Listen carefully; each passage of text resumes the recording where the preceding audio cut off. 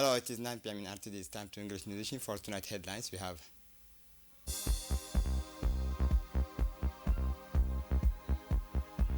the Minister of Finance meets the Vice President for the MENA region.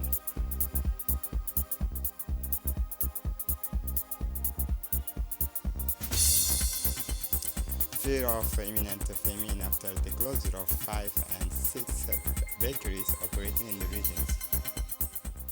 Welcome to our newsroom. Prime Minister His Excellency Abdul Qadir Kamil Mohammed, accompanied by his Director of Cabinet Yusuf Awled Farah, was received on arrival late on the night of September 14 by the Djibouti's ambassador to Qatar, Tayyip Doubat and the Director of the State Protocol. The following day, the Prime Minister was granted a working audience with His Highness Sheikh Tamim bin Hamad Al Thani, Emir of State of Qatar, in the presence of the State for Foreign Affairs Sultan bin Saad Al Sultan Al Muraikhi.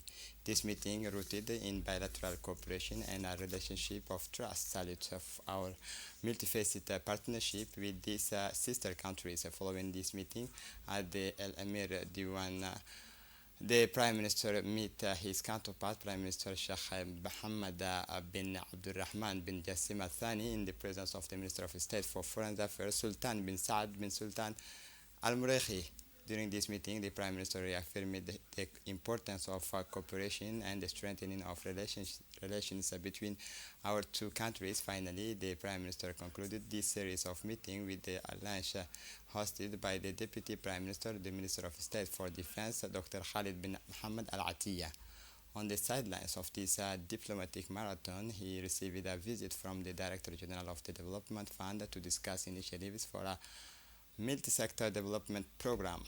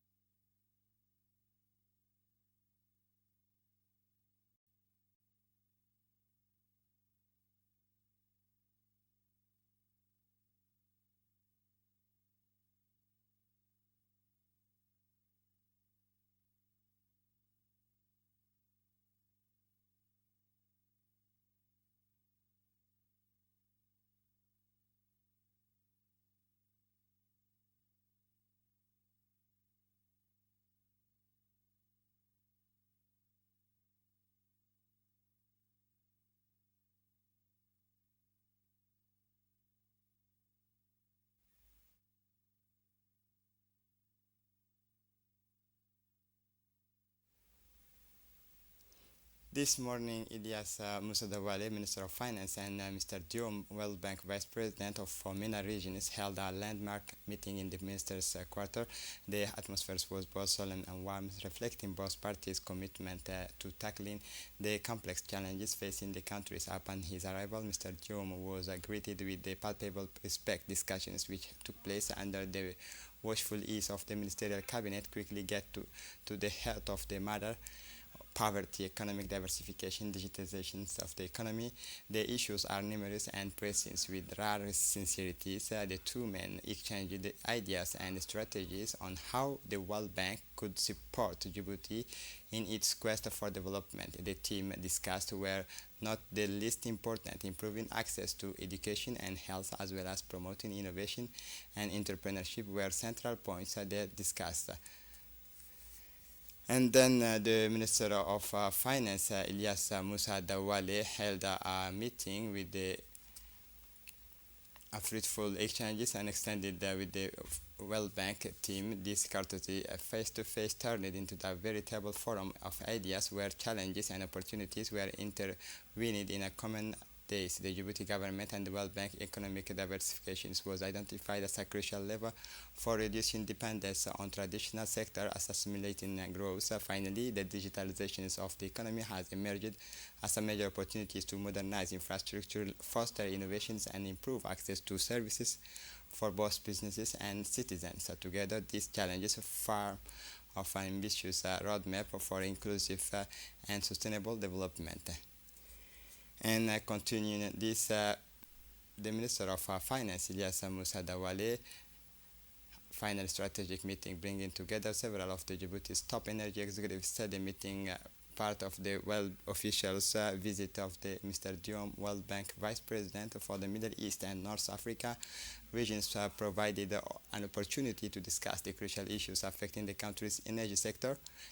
Among these present Ilyas Moussadawale, the Minister of Finance in charge of Industry, the Minister of Energy Yunus Ali Geddi, the Minister of Slim Feriani, the Director of Sovereign Wealth Fund, also present Mr. Jama Ali Gelle, Director General of EDD, and Mr. Abdi Almi Ashke, Director General of the Authority for the Multi-Sectoral Regulation.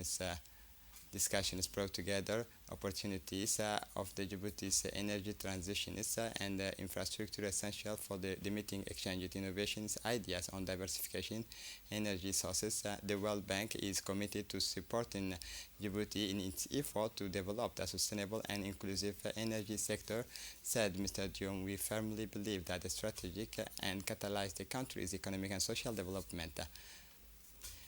This morning, the National Assembly organized a major training workshop for its administrative staff as part of its ongoing effort to improve the efficiency and quality of its services. The event took place in the institution's conference rooms in the presence of numerous participants from the Assembly's various administrative departments. The opening ceremony was marked by a speech by the first Vice President of the National Assembly, underlining the importance of this initiative. This message highlighted the crucial importance of modernizing administrative operations, a key element in the smooth running of legislative activities. The workshop was co-organized by the National Assembly in the partnership with the Interparliamentary Unions, marking a new stage in their long-standing collaborations. The IPU are long-standing partners of the Assembly, contributed to its expertise and technical support to the success of the event. As part of an awareness-raising campaign, the Independent National Commission for Preventing and Combating Corruption yesterday completed its largest macro test in the regions of Ali Sabih. In Ali Sabih, the winners of the third Corruption and Development teams, Musabile, visited the regions to carry out a macro. The aim of these close encounters with the people of Ali Sabih was to gather their aspirations and ideals in relation to the team, sparking keen interests and open dialogue with the local community. Influencer Musabile, well known to the public, worked as of Ali Sabih, an emblematic villages in the region is the Asajog, masters of verbs and verbal Justins proved to be passionate and eloquent. Their ability to handle languages and transforming the importance of inclusive content. The residents impressioned the tyrants of the future of their region's voice were united in expressing their hope for a corruption-free Djibouti.